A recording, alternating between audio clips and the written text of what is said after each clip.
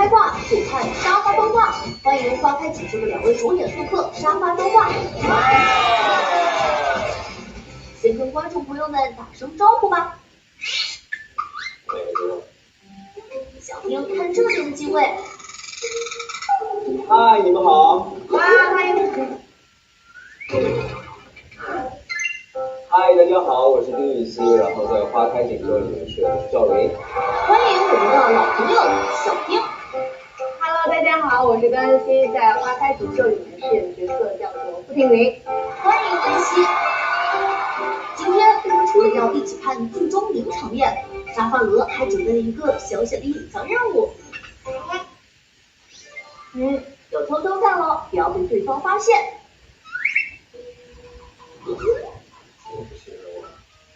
这不是好冷静的。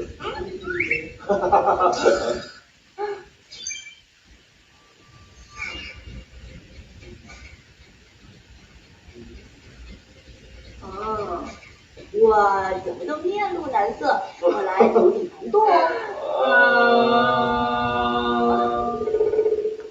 我们先放下吧。好。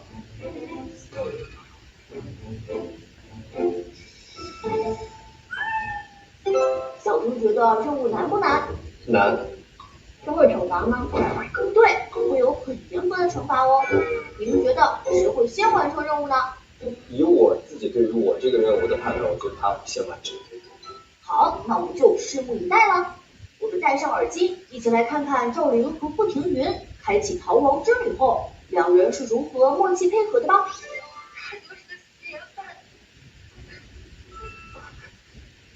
我怕夫人多虑，所以先前没敢动手。我不过也就是想过一个安稳的日子罢了。夫人，求夫人网开一点，即便不给我们这张颜脸，求夫人不要欺负我。半真半假。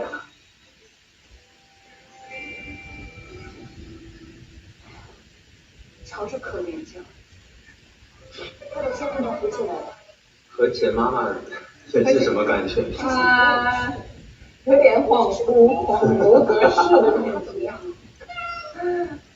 你这么担心他，要么就过去见见他。多谢夫人。可怜。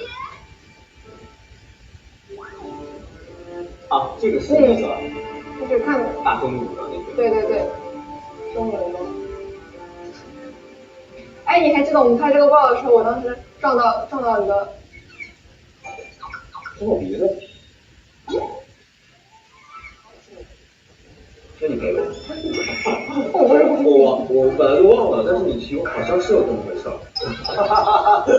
隔了这么久突然间讹上你。没有，其实就是那个楼梯很长，然后因为抱下来的一瞬间那个冲击力，压你对撞上了。怪不得我后来这半年一直在鼻子疼。你说的我忘了。我只记得那天很热。大中午。而且还亮，就是那个地上好亮。正常夏天就容易这样。是我带你出去，就得让你活着出去，哪怕让他相信是我与严看私奔，也不能让他相信你就是钦差。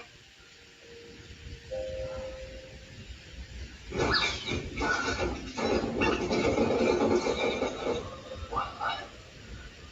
你们说不是什么心之美，就渐渐起了杀心。看完今天做法律长的。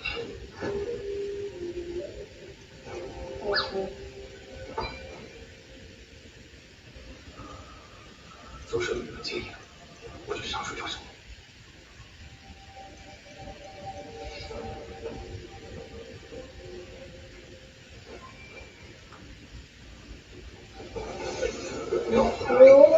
低光时刻，低光时刻。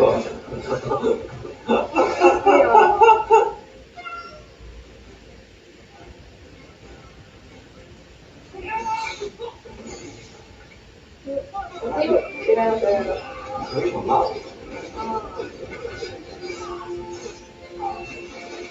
想起来这个，认人不认财。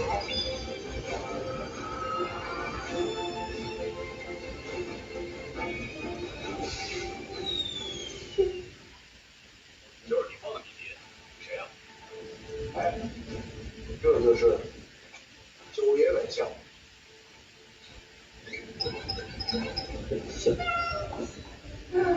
这样的舒服吗？往后，往后。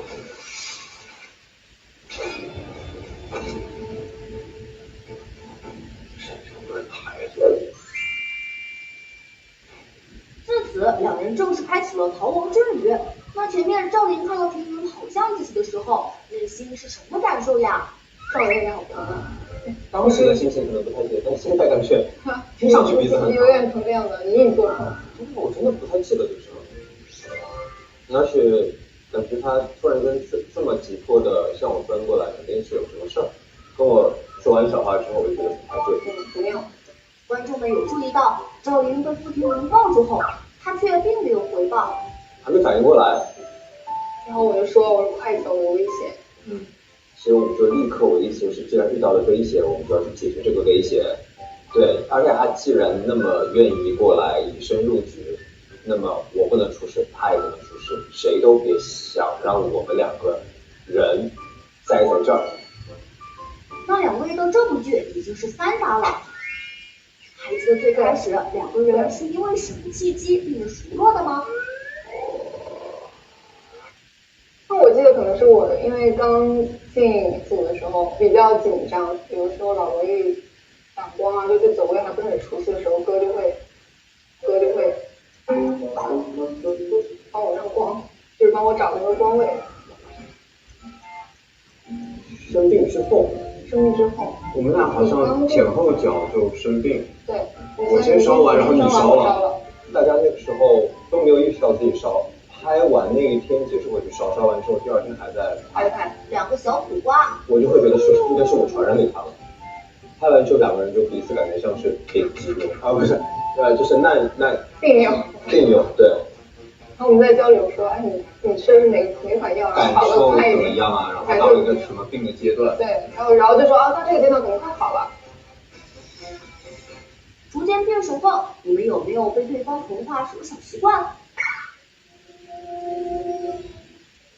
有一个吧。是吗？比如说讲戏啊，那个体育现在怎么OK。因为哥在现场就是比如说讲这个，就会很迅速的捕捉，OK，就是一个手势吧。可能我到现在拍戏下意识都会有，因为我就是很清晰啊，因为摄像头在前面，然后导演在接着一看，他就知道了嘛。有一些发展吧，是从这边变成这样，变成这样，变成这样，变成这样，变成这样，或者这样。OK， 真有趣。那小英呢？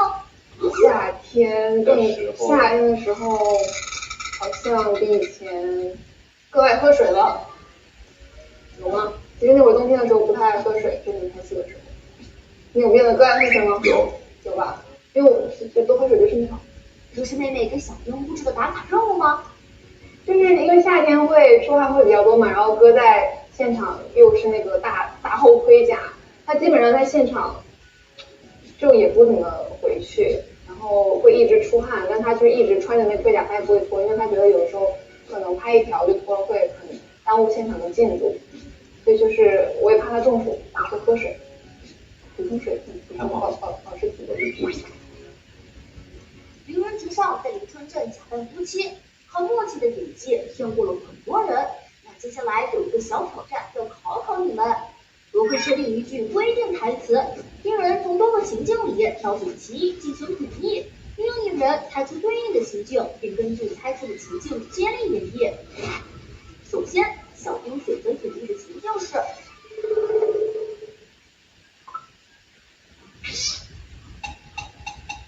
别闹啊！啊！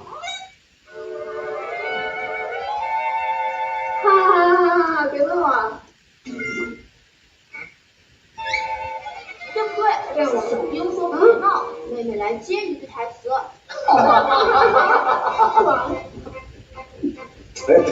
别闹啊！那我们恩熙猜到是哪个情境？情境3吧。没事，没关系。现在我要闹着离家出走了。情境2。能闭上眼睛呢？我知道这个压力在于猜的那个人，不用紧张。恩熙选择演绎的形象是3、2、1，我错了，我错了。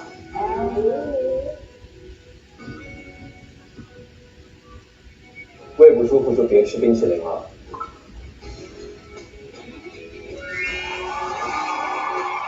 立刻接上了，小英是怎么猜出来的呀？你少管。是因为表演的准确性。看起你们两个人默契满分。是的。下一个我们来看他逃他追的求婚名场面吧。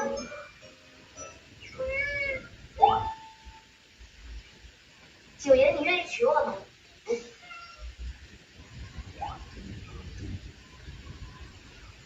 我虽出身高门，但如今已一无所有。幸亏九爷体恤，往我行囊里放了3000两银票。如今我想将这银票当做聘礼。信你呗。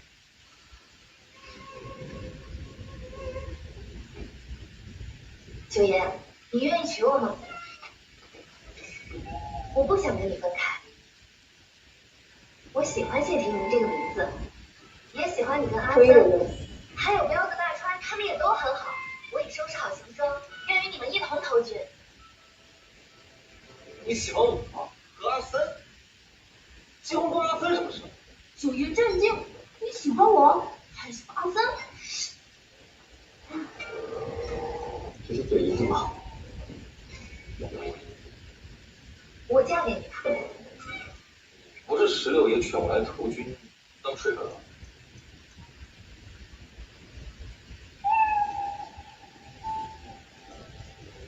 结婚对你而言，就意味着利益捆绑和经营前途。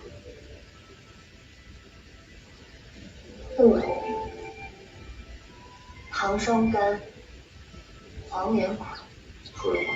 河间则是甘露。解解。或许这世间最牢靠的朋友，是把真心萃成利益，我很喜欢这个。再把利益酿成真心。这二者本就难以区别，就如我与你之间，有利益两个人说的可不是一个点。才能更好相说我的，互依靠。他想看的。感冒了。其实。在求婚的时候，赵琳的表情十分好品。小丁来根据分解动作，分别配一句解说词吧。九爷，你愿意娶我吗？巧啥？我想将这银票当做聘礼。信你呗。你在说什么？我不想跟你分开。少对我。结婚关阿森什么事？即便我死了，我的嘴也是你。这些配字，恩熙认不认可？好不好笑？认可，挺正确的。你不应该说好，你说可笑不？可笑。那评语有察觉到九爷此刻内心的跌宕起伏吗？我这一场戏，我的目的性很明确，就是为了要说服他，所以我换了很多种方式，我软的也来了，硬的也来了，然后结果他软硬不吃。嘴上说的是利益捆绑，但在此时此刻，内心对赵琳好感度占了几分呢？满分是10分的话，从他救了我的那一刻开始，就已经是这个位就已经在高位了。只不过这个时候，对于婷云来说，因为从小家里面给他灌输的思想，可能不是说两个人就是相爱就能够在一起的，所以他在这个阶段，可能自己也没有意识到什么是真正的爱，或者说真正的喜欢，他就是觉得在这段时间里面，跟阿森、跟彪子，包括跟九月在一块儿，这个环境非常的温馨，很温暖，让他感觉到了真正家的感觉。所以就像他的台词说的那样，我觉得我不想跟你分开，因为我觉得感觉到了不一样的感觉。两人有了战友的感觉，这个情感说不清道不明，就是不想离开，一种对，他就像是潜意识的有一其实可能表达都是同一个方向的事情，只不过一个是文科生的理解，一个是理科生的表达。哦，所以它才会形成这样子一个错位。但其实大方向是一个方向，只是表达和感受的方向有一点点错位。是的。下一段我们来看看是不是催化剂的出现让两个人心情更明确了呢？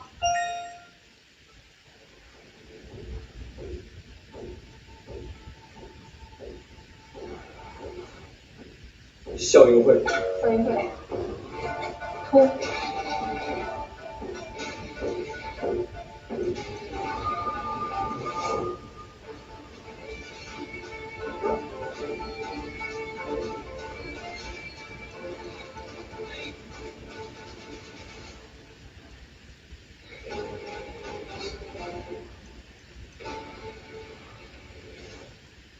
白我一眼，他好势在必得白我一看，那怎么回事儿？给我白回去。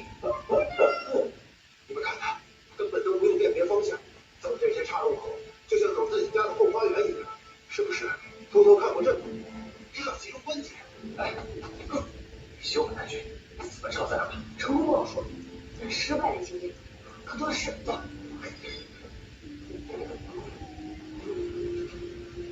你像那个领操的人，主席台上那个，就坐在那里。领操的。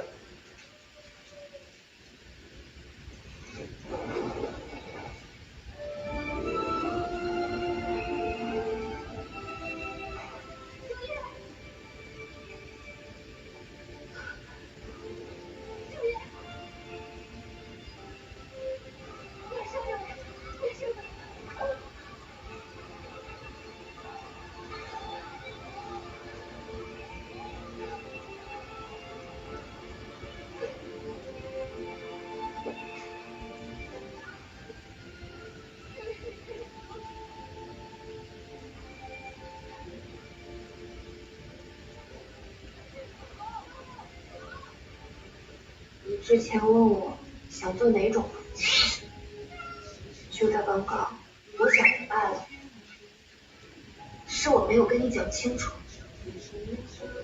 我想和你许下婚誓，不只是为了想找一个合适的人共谋锦绣，我也想找个心仪的人，静守花开。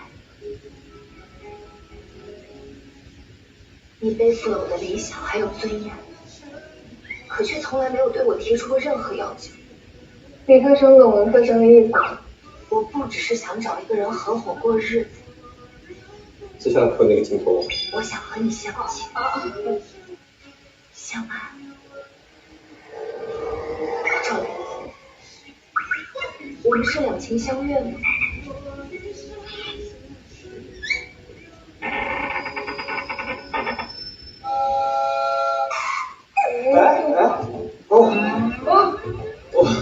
从那个红曼一开始的时候，我一开始把眼镜往旁边移了。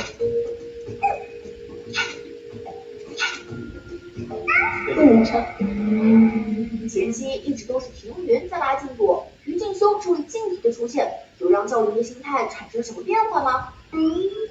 劲敌吗？啊，第一次遇到他是那个推个马车，然后马车过去之后，发现一块搭手的那个是他。我就是哎，浪费水。对，马蜂倒下的时候，庭云还去救了于静修，他们两个拉扯了一下，还被你看到了。然后那场还是于静修的加新戏。然后大家就说，快，你们要拍杀青合照。我说我穿的光鲜亮丽的，又穿着铠甲，人家灰头土脸的，我就跑去跟人家合照。然后我就一直在那边好，我说别别，他灰头土脸。他那个可不只是脏同胞了，已经灰尘大到模糊了五官。那这一次拥抱，赵云虽然先愣住了一下，但最终坚定地回报了庭云。他的内心是怎样变化的呢？我觉得我是没有想到的，就是因为我只在做我自己的想去完成的事情，在这个上面，就是我一定要拿到那个魁首，因为这样嘛才能跟他一块射箭。然后且我不想让有小九九的人成功，因为我觉得这样不公平。但是我看到他那么热烈的奔向我的时候，我突然间感受到了那个非常强烈的确定性，因为之前我会有一些迷茫、不确定，因为这并不是不信任，而只是一些害怕失去的一些反应。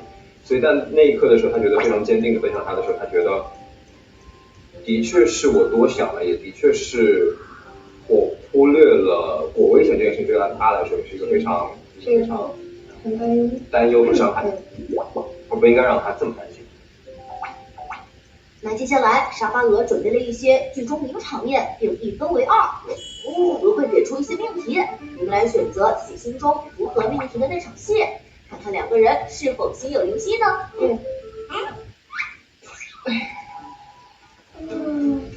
这是，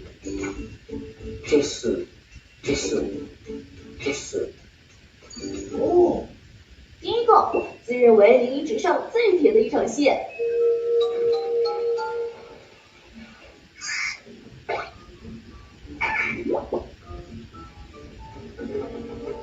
3、2、1，哇，对上了！为什么都不约而同的选择了这个？因为这个是我们的二婚，终于，我们的头婚菜那个土路上。好，第二个，最接近两个人真实相处的一场戏是。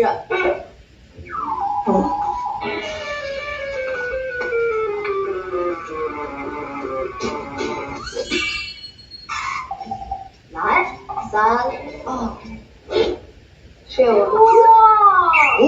是有的。好有默契哦！为什么都选择了这场了？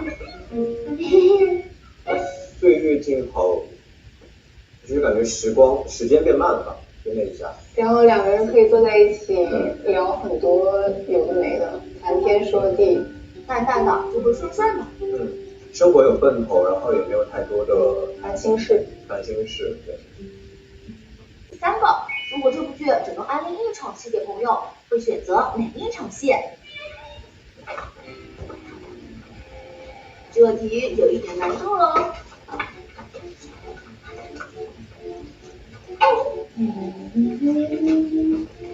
3、2、1，请揭晓。哇，你们真的没有彼此看到吗？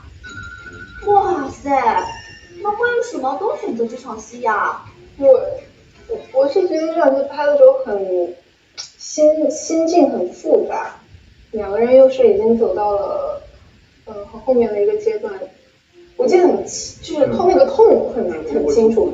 我在读到这场戏的时候，我很意外和很震惊和很羡慕编剧老师呢会写出这样一场戏和一个，其实我觉得很符合一对夫妻走到某一个阶段时候的一个非常极致和放大的状态。我看到这场戏的时候是很高兴，然后同时也很意外，然后也很钦佩和嫉妒吧，有一点对他才华的嫉妒。那你们有跟编剧老师现场交流一下吗？他写的很清楚，然后也很直击人心，所以我觉得也很意外，就是我从来没有在别的剧的里面看到过这样子一个处境，然后所以刚开始我拿到这张纸我还愣着，我说什么时候啊？我又有胡子，还是故意？到后来我突然反应过来了，好像可能是什么时候？这是什么时候啊？这是大结局，你看。等会